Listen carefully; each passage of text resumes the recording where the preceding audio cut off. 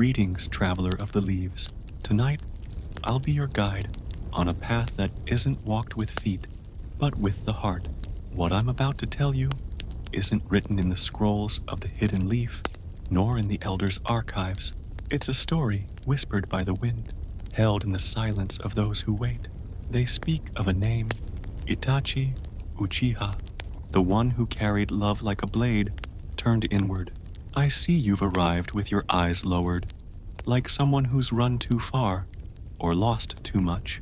Maybe you're tired, maybe searching for something you no longer remember by name. So come, sit here with me beneath this old tree where the leaves don't fall, they remember. The ground is soft, the wind is gentle, and for now, the world can wait. Let the words drift slowly, like a quiet rain. Here, everything moves with care. Nothing needs to be conquered, only felt, only remembered. Ready? Take a deep breath, close your eyes, and let my voice carry you back to before the pain, to within yourself. Have you ever noticed how silence has its own weight? Not the empty kind that makes you feel alone, but the full kind, the silence that holds everything you cannot say. Itachi knows this silence well. He sits now on a hillside overlooking the hidden leaf, though the village sleeps and cannot see him. The moon is gentle tonight, like a parent's hand on a fevered forehead. The stars seem to lean closer, as if they too understand what it means to shine alone in the darkness. His fingers trace the bark of an old tree, feeling each groove and scar. Trees remember everything, don't they? Every season, every storm, every moment of peace between the chaos, just like a heart that has seen too much too young. Brother, he whispers to the wind, though Sasuke is far away, probably training until his hands bleed, probably hating with all the fire that once lived in their family name. The word tastes like cherry blossoms and regret, sweet and bitter, beautiful and gone too soon. Do you know what it feels like to love someone so much that you'd let them hate you forever? Itachi does. Love, he learned, isn't always about being close. Sometimes love is about becoming the distance that keeps someone safe. Sometimes love is about being the monster in their story so they can become the hero in their own. He closes his eyes and listens to the village breathe. Somewhere down there, children are sleeping in beds their parents have made safe. Mothers are humming lullabies. Fathers are checking locks and whispering prayers to keep the darkness away. This is what he chose. This quiet peace that most will never know cost a 13-year-old boy his soul. The wind carries the scent of his mother's cooking, though she's been gone for years. Isn't it strange how memory can make the impossible seem real again? For just a moment, he can pretend she's calling him home for dinner. For just a moment, he can be a sun instead of a shadow. But the moment passes, as moments do.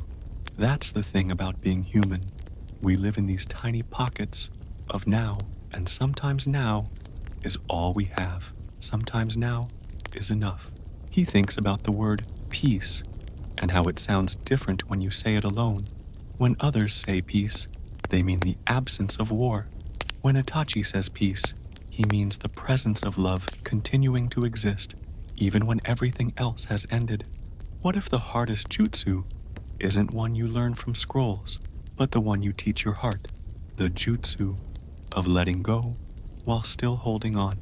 The jutsu of dying a little every day so that life can grow somewhere else. Tonight, in this silence that holds everything, Itachi allows himself to be tired. Not the tired that comes from battle, but the tired that comes from carrying love like a secret too heavy for one heart. The tired that comes from being gentle in a world that rewards only strength. The stars blink slowly, like they're falling asleep too. Or maybe they're winking, sharing some cosmic joke about how the smallest lights burn longest. Maybe they understand that sometimes the greatest power is knowing when not to use power at all. He breathes in the night air, tasting freedom and sorrow in equal measure. Tomorrow he will wear his mask again, play the villain in a story that needs villains to make sense. But tonight, under this endless sky, he can just be Itachi, the boy who loved too much and learned too late that love sometimes requires us to break our own hearts to keep others whole. Have you ever written a letter you knew you'd never send? Not because you don't have the address, but because some words are too honest for the world to hold. Itachi has written thousands of these letters, not on paper, because paper can be found, can be read by the wrong eyes. He writes them in his mind, in the space between heartbeats, in the pause before sleep takes him. Tonight, sitting by a stream that reflects the moon like scattered silver coins, he composes another one. Dear Sasuke, do you remember when you were 5 and afraid of thunderstorms? You would crawl into my bed, your small hands grabbing my shirt like it was armor against the lightning. You made me promise to always protect you from loud things. I kept that promise, didn't I? I just became the loudest thing of all. The water moves past his feet, carrying his thoughts downstream to places he'll never go. Water knows how to let go, how to move forward while still touching everything it leaves behind. Maybe that's wisdom, learning to flow around obstacles instead of breaking them. I wonder if you still like tomatoes. Mother used to say you'd turn into one if you ate so many. Remember how you'd laugh at that? Your laugh was like music made of sunlight. I hope you still laugh, even if it's never about me again.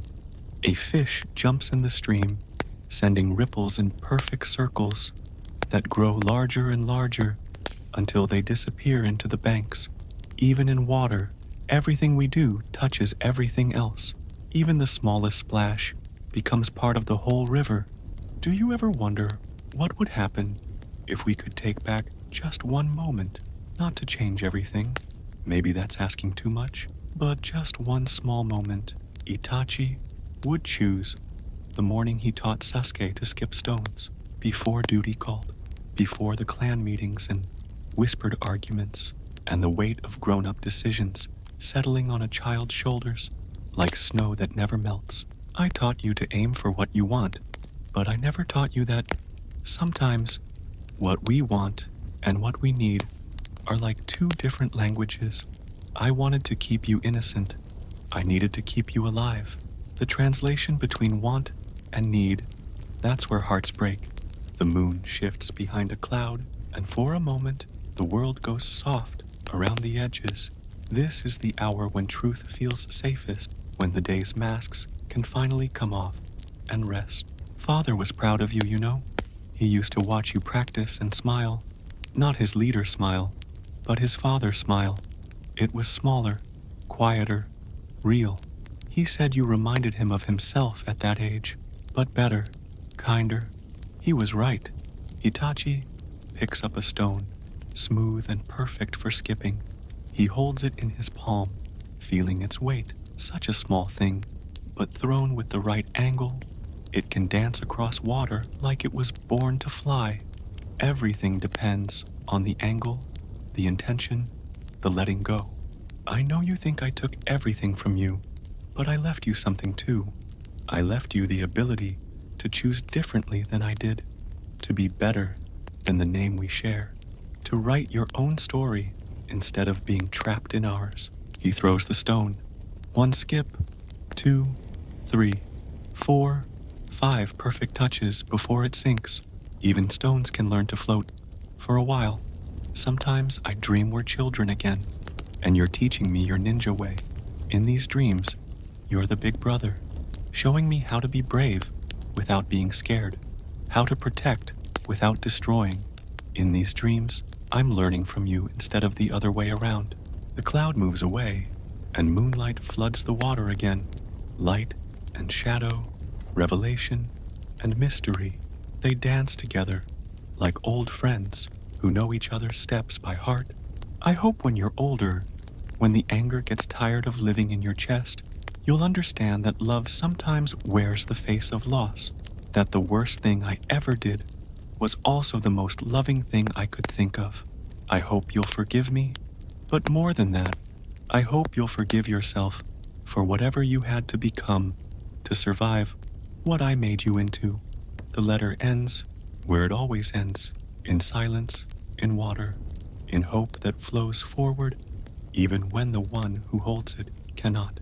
What if the truest conversations happen between hearts that never speak aloud? What if love is just another word for wishing someone well from a distance that keeps them safe? Do you know how much a feather weighs? Almost nothing, but carry enough of them, and suddenly you can't lift your arms. Itachi sits in the ruins of his childhood home, surrounded by the weight of small things, a cup his mother drank tea from, a shuriken Sasuke threw at the wall when he was learning precision, a book of poems their father pretended not to read but kept by his bedside anyway. The house is empty now, but emptiness has its own presence. It speaks and creaks and whispers in the way sunlight falls through broken windows to paint golden squares on dusty floors.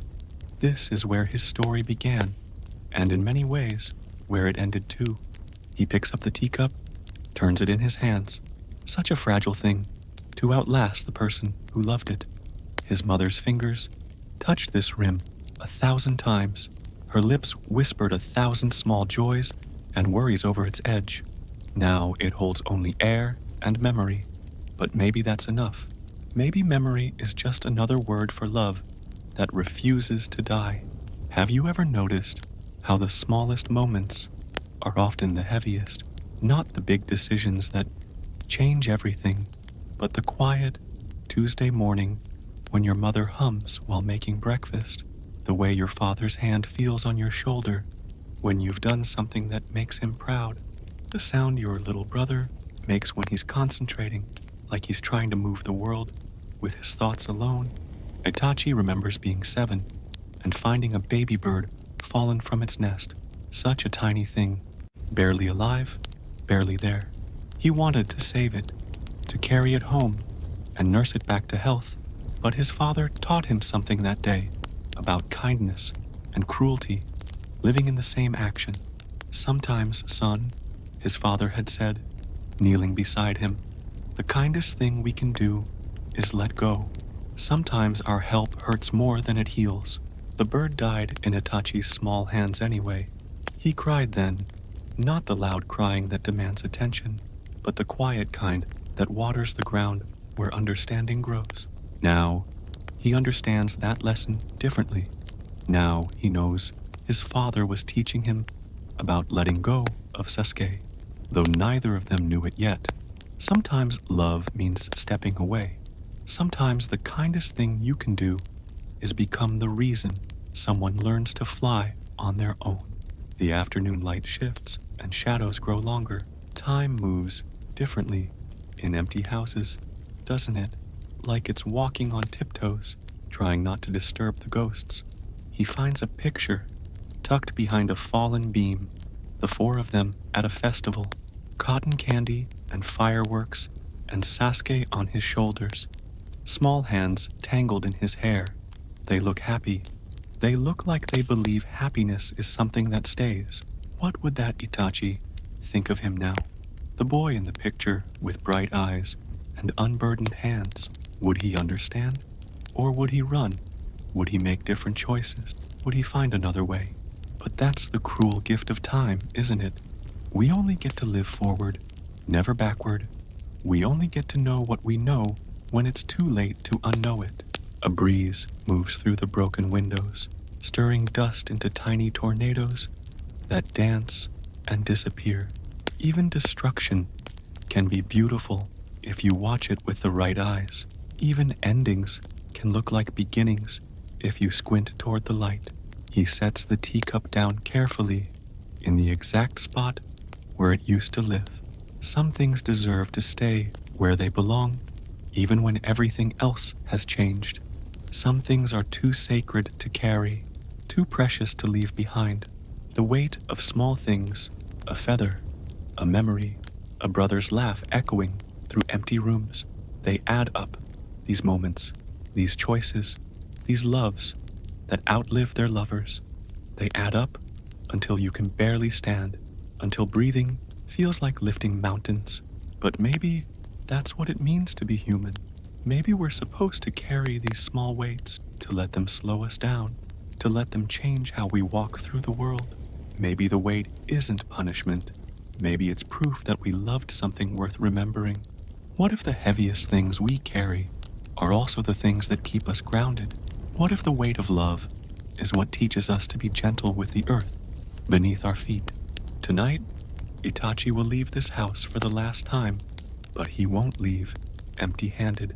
He'll carry every small thing, every feather, every whisper of what was, because that's what hearts do. They gather weight until they break, and then they learn to love the breaking too. How far is it from one heart to another? Sometimes it's the length of a smile. Sometimes it's the distance between stars. Itachi stands on a mountaintop where the air is thin and the world spreads out below like a map of all his choices. Somewhere down there, Sasuke is moving through his days, growing stronger, growing angrier, growing into the man Itachi both fears and hopes he'll become. Distance is a strange thing. It can be measured in miles or years, or the space between what was said and what was meant. Right now, Itachi measures it in heartbeats, how many beats it takes to remember his brother's face, how many more it takes to forget it again. Do you remember what it felt like to be someone's whole world? When you were young, maybe, and someone looked at you like you hung the moon just for them.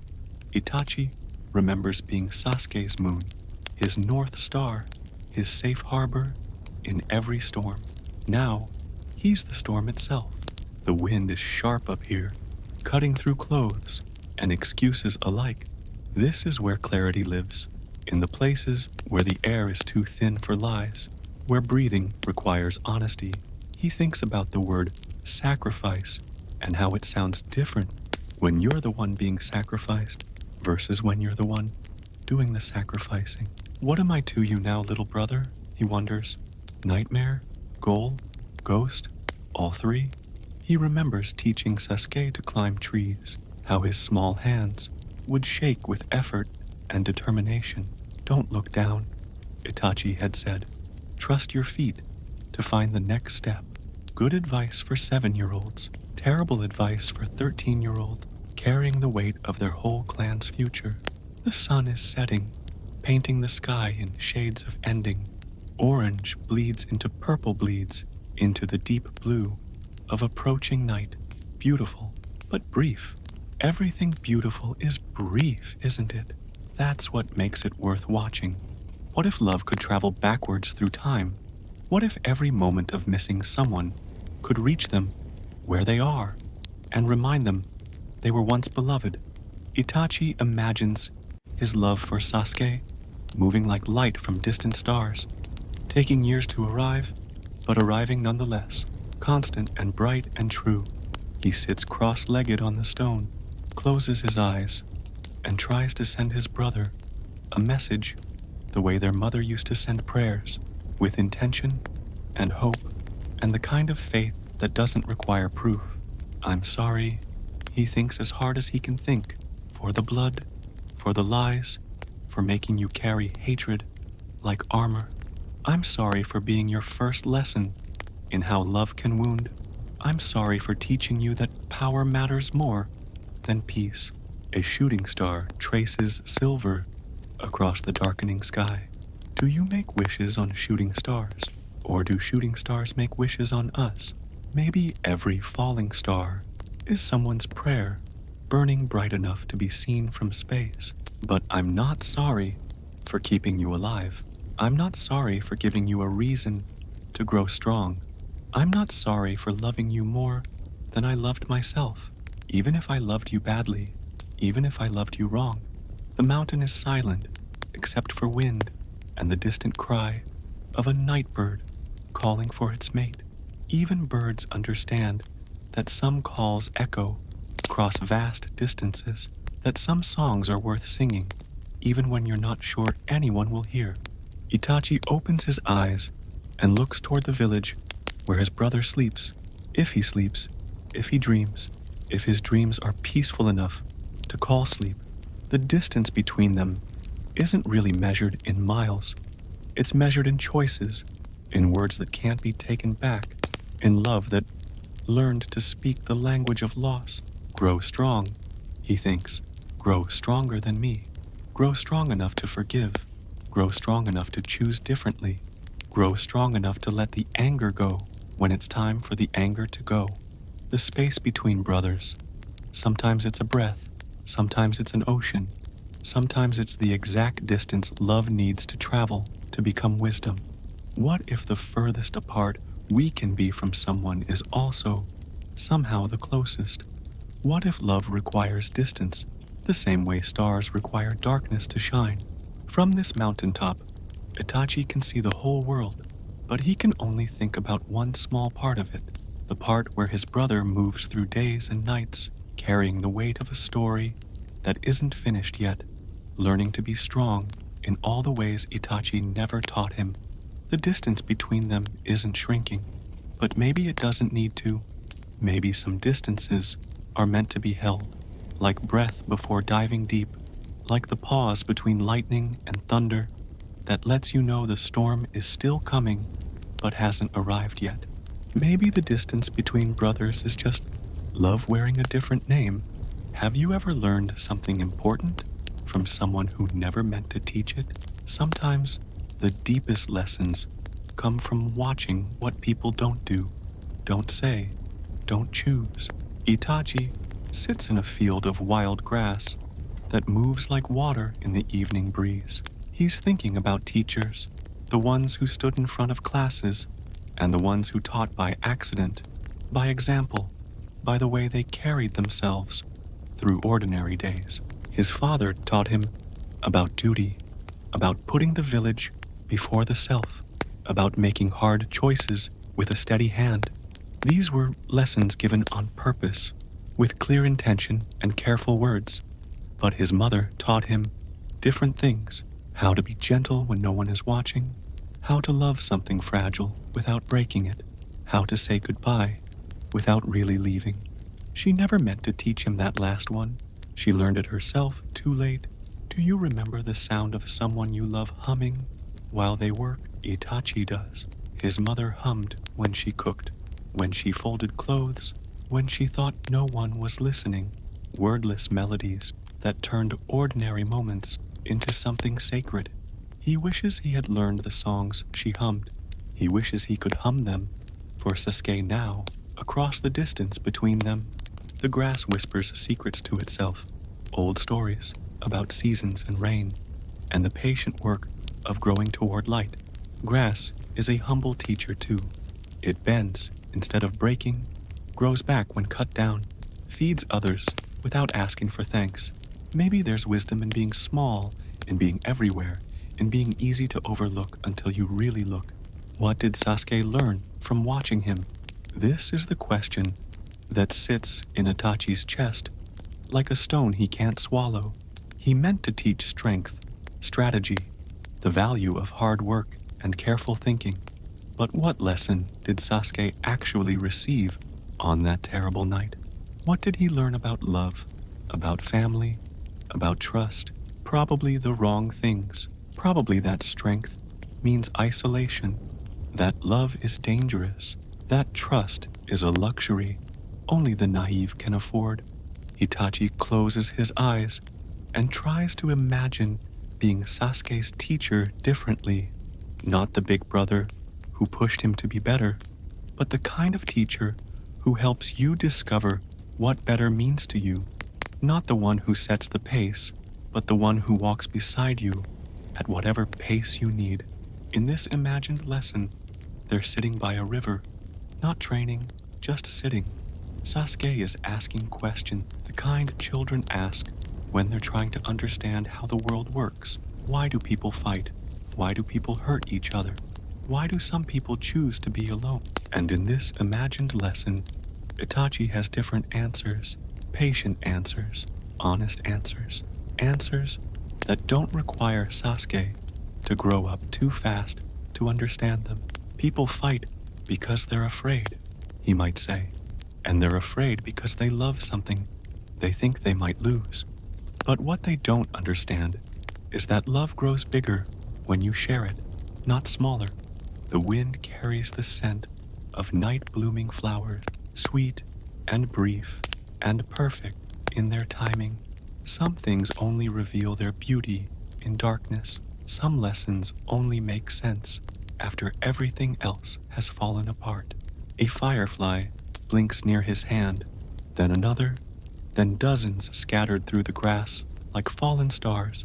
Fireflies know about timing, about the magic of being seen, just when seeing matters most. They don't glow all the time, just when they need to find each other, just when the darkness feels too heavy to carry alone. What if teaching isn't about having the right answers, but about asking the right questions? What if the best teachers are the ones who help you discover what you already know in your heart, but haven't found words for you? Itachi imagines Sasuke as a teacher someday, patient where Itachi was demanding, gentle where Itachi was harsh, present where Itachi was always already gone. He imagines Sasuke learning to see strength in vulnerability, wisdom in admitting you don't know everything, power in choosing kindness when you could choose force.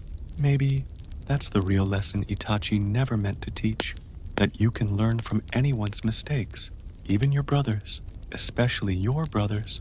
The fireflies dance their ancient dance, finding each other in the darkness with nothing but tiny lights and perfect timing. They make it look easy, this business of being seen, of calling out across the dark and trusting someone will answer. What if the best thing he could teach Sasuke now is how to forgive the teachers who taught you the wrong things?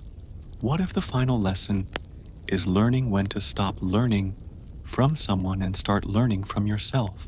The night deepens and the fireflies begin to fade, but their dance continues, patient, persistent, full of hope that somewhere in the darkness, someone is looking for exactly the light they have to offer. Have you ever carried something so long you forgot it wasn't part of your body? Sometimes duty becomes like that, a weight that shapes your bones until you can't remember what you felt like before you carried it. Itachi walks through a forest where the trees have grown so tall they seem to hold up the sky. Each step echoes in the quiet, and he thinks about the word burden and how it can mean both something heavy to carry and something precious to protect. The path is soft with fallen leaves that crunch gently under his feet, autumn's way of saying goodbye to summer, of letting go with grace. Even trees know how to release what they can't keep, how to trust that letting go is just another way of loving. Do you ever wonder what would happen if you put down the heavy thing you've been carrying? Not forever, maybe, but just for a moment, just long enough to remember what your shoulders feel like when they're free. Itachi stops walking and does exactly that. He sits against a broad oak and imagines setting down the weight of being responsible for his brother's future, for his clan's honor, for the village's peace. What would he be if he wasn't a shinobi, a son, a brother, a keeper of terrible secrets? Just a young man sitting under a tree, watching light filter through leaves like blessing made visible. The forest is full of sounds he usually doesn't have time to hear. Birds calling to each other, squirrels chattering about important squirrel business, the whisper of wind through branches that have learned to bend without breaking. This is what the world sounds like when you're not rushing toward the next crisis, the next choice, the next sacrifice. He thinks about his mother's hands, how gentle they were when she braided his hair, how steady when she helped him practice kunai throwing, how they shook only once that he remembers, when she thought no one was watching and the weight of keeping family secrets had grown too heavy for one heart to hold. What if gentleness is its own kind of strength? What if the ability to be soft in a hard world is rarer and more valuable than any jutsu? A butterfly lands on his knee, orange and black wings that catch sunlight like stained glass. Such a fragile thing, trusting enough to rest on him, light enough that he barely feels its presence. But butterflies know secrets about transformation, about how something can change completely and still be itself, about how wings are just another way of learning to let go of the ground. What were you before you became this? He wonders, watching it flex its wings. And what will you become when this isn't enough anymore? The butterfly lifts off and spirals upward, riding air currents he can't see, but trusts to hold it. Maybe that's what faith looks like, spreading your wings and trusting something invisible to carry you where you need to go. Itachi has been many things in his short life: prodigy, son, brother, killer, protector, shadow. But sitting here in this green cathedral, with sunlight blessing his face, he wonders what he might become if he learned to trust the invisible currents too. Maybe he could be someone who chooses peace over duty sometimes, someone who says, "I don't know," instead of pretending to have all the answers, someone who asks for help instead of carrying everything alone. Maybe he could be someone who teaches Sasuke how to fly instead of how to fall with grace. The trees around him have been growing for decades, maybe centuries. They've weathered storms and droughts and seasons that tried to break them, but they're still here, still reaching toward light, still offering shade to anyone who needs to rest. They know something about endurance that has nothing to do with fighting and everything to do with staying rooted while growing towards something better. What if strength isn't about how much you can carry, but about knowing when to let something carry you? What if the wings we grow aren't for escaping from love, but for returning to it in new ways? A crow calls from somewhere high above, not the harsh cry of warning, but the softer call that means, "I'm here. Where are you?" Even crows understand that sometimes you have to announce your presence before you can find your way home. The afternoon is growing long, and soon he'll have to pick up his burdens again, put on his armor of duty and necessity, and walk back into the story that requires him to be strong and distant and sure. But for now, in this moment between moments, he can just be someone sitting under a tree, learning from butterflies and crows and leaves that know how to let go.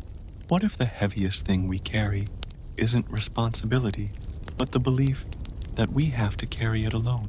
What if sharing the weight is how we learn to fly? Do you know what revolution sounds like? Sometimes it's not the crash of armies or the roar of crowds. Sometimes it's as quiet as a single person choosing to love instead of hate, to forgive instead of hold grudges, to plant flowers where others would dig graves. Itachi kneels in a small garden hidden behind an abandoned shrine, his hands dark with earth as he tends to plants that no one asked him to care for. This is where he comes, when the weight of being a weapon becomes too much, when he needs to remember what it feels like to create instead of destroy. The tomato plants are growing well, red fruit swelling with summer sun and patient tending. He planted them thinking of Sasuke. Of course, everything he does is thinking of Sasuke, but these tomatoes will feed whoever finds them, whoever needs them, whoever happens to stumble across this hidden pocket of care in a world that often forgets to be gentle. Have you ever noticed how quietly important things grow? Not with fanfare or announcements, but slowly, steadily, with the kind of patience that trusts in tomorrow, even when today feels hopeless. A child from the village found this garden last week, a girl maybe 6 years old, wandering too far from home and too close to tears. She was hungry and scared and far from anything familiar. Itachi had watched from the shadows as she discovered the tomatoes, as her eyes went wide with the kind of wonder that still believes the world might be magical. She ate 3 tomatoes, juice running down her chin, and whispered, "Thank you," to the empty air. She couldn't see him, but somehow she knew someone had planted these with love. Children understand gifts in ways adults forget. They know how to receive them with pure gratitude, without asking why or wondering about the cost. This is revolution, he thinks. One hungry child, fed, one act of kindness that asks for nothing in return, one moment of trust between strangers who will never meet. The beans are climbing their supports now, reaching toward light with the kind of determination that looks like faith. Everything in this garden is reaching toward sun, toward water, toward the promise that growth is possible even in unlikely places. What would happen if he taught Sasuke this kind of revolution? Not the kind that burns down what came before, but the kind that plants something better in the ashes. Not the revolution that destroys enemies, but the one that turns enemies into friends by refusing to see them as enemies in the first place. But that's a lesson Sasuke isn't ready for yet. First, he has to learn anger, has to burn through all the rage and hurt and betrayal until he reaches the bottom of it, until he finds what lives beneath the fire. Only then can he choose what to plant in the space that anger leaves behind. A small spider has built a web between 2 bean plants, delicate architecture that catches morning dew and afternoon light like it was designed to be beautiful as well as functional. The spider works without expecting thanks, without wondering if its work matters. It just builds what it knows how to build, trusts what it knows how to trust. Itachi envies that simplicity sometimes, to have one clear purpose, to build one perfect thing, to know that your work serves life without having to question the cost. But maybe his work serves life too, just in ways that can't be seen yet. Maybe every choice he makes to step back, to stay in the shadows, to let others be the heroes, is its own kind of web, invisible support that holds up something larger than himself. The sun is setting, painting the garden in shades of gold and amber. This is the magic hour when everything looks blessed, when even weeds look like they might be wildflowers if you squint just right. He waters the plants one last time before leaving, whispering encouragements like prayers. Grow strong, he tells the tomatoes. Reach high, he tells the beans. Feed whoever finds you, he tells them all. Revolution doesn't always announce itself with trumpets and declarations. Sometimes it whispers in the dark, plants seeds no one will see bloom, waters hope that will outlive the one who tended it. What if the most radical thing you can do is believe that love wins in the end? What if the quietest revolution is the one that changes hearts instead of laws, that plants tomorrow's peace in today's soil? Walking away from the garden, Itachi carries dirt under his fingernails, like evidence of faith. Tomorrow, someone will find fresh tomatoes waiting. Tomorrow, someone will taste kindness grown in secret. Tomorrow, the revolution of small mercies will continue. One plant, one gift, one act of quiet love at a time. What if this is how the world really changes? Not with grand gestures, but with tiny seeds planted by people who may never see the harvest, but trust that harvest will come. Have you ever watched the sun rise after the longest night of your life? How it comes slowly, gently, like it knows you need time to remember what light looks like. Itachi sits on a hill overlooking the valley, where his story began and will end, watching dawn paint the world in shades of beginning. The air is soft and cool, full of the promise that today will be different from yesterday, that something new is always possible. This is what peace feels like, he realizes. Not the absence of conflict, but the presence of acceptance. The knowledge that you've done what you could with what you had, that love was the thread running through even your worst choices. That forgiveness is something you give yourself first before offering it to others. A dove calls from the tree above him, not the sharp cry of alarm, but the soft cooing that means, I'm safe here, and so are you. Even birds understand sanctuary, understand the difference between a place to hide and a place to rest. Do you ever think about what happens after the story everyone thinks they know is over? After the hero defeats the villain, after the war ends, after the credits roll, there's always an after, quiet and ordinary, and full of the daily work of living with what was and choosing what comes next.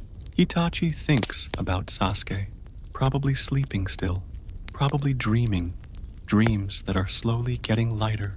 His little brother has walked through fire and found his way to the other side, has learned that strength and gentleness can live in the same heart, that you can honor the past without being trapped by it. The village below is waking up, cooking fires, sending thin spirals of smoke into the morning sky. Children's voices carrying on the breeze as they play before chores begin. The ordinary miracle of another day beginning for people who trust that tomorrow will come. This is what he protected. He realizes not just the buildings or the people, but this, the right to wake up peacefully, to take safety for granted, to worry about small things because the big things have been handled by someone else.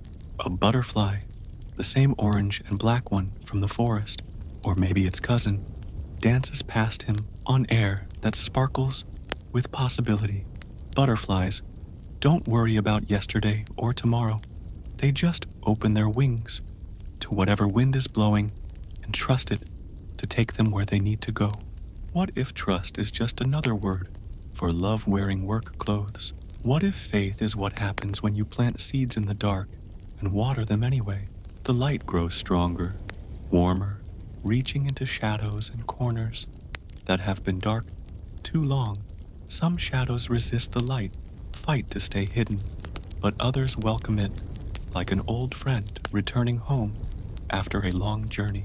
Itachi thinks about the letter he never sent, the words he never said, the hugs he never gave. But maybe love doesn't always need words or touch to travel from one heart to another. Maybe love is like light, always moving, always finding ways through the smallest openings, always arriving exactly when it's needed most. A child's laugh echoes from the village below, pure joy released into the morning air, like music made visible. This is why we carry heavy things, he thinks, so that somewhere, someone can laugh without knowing the cost of their laughter, can play without knowing who stands guard while they play. The morning is full now, bright and warm and alive with possibility.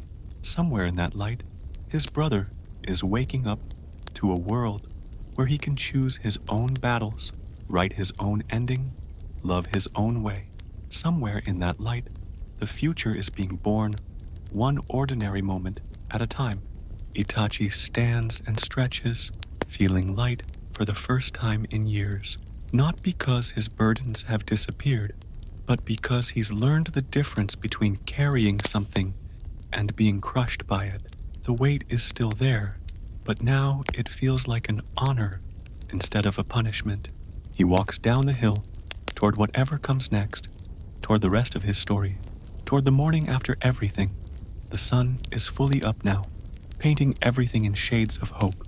Even shadows look different in this light, not empty spaces, but rest stops for eyes that need a break from too much brightness. Behind him, the dove calls again, the same soft note that means safety, that means home, that means some endings are really beginnings, wearing different clothes. What if the most courageous thing you can do is believe that your story isn't over yet? What if the morning after, everything is just another way of saying the first day of what's possible? The world is waking up, and Itachi walks into it with dirt under his fingernails from tending secret gardens, with butterflies in his memory, with the sound of his brother's laughter echoing across the years like a promise that some things are too beautiful to break. What if peace isn't a destination, but a way of walking? What if love isn't something you find, but something you choose to plant wherever you go? The morning rises around him like a blessing, like an answer to a prayer he didn't know he was praying, like the quiet revolution of another day beginning for people who trust that beginnings are always possible, even now, even here, even after everything. The end.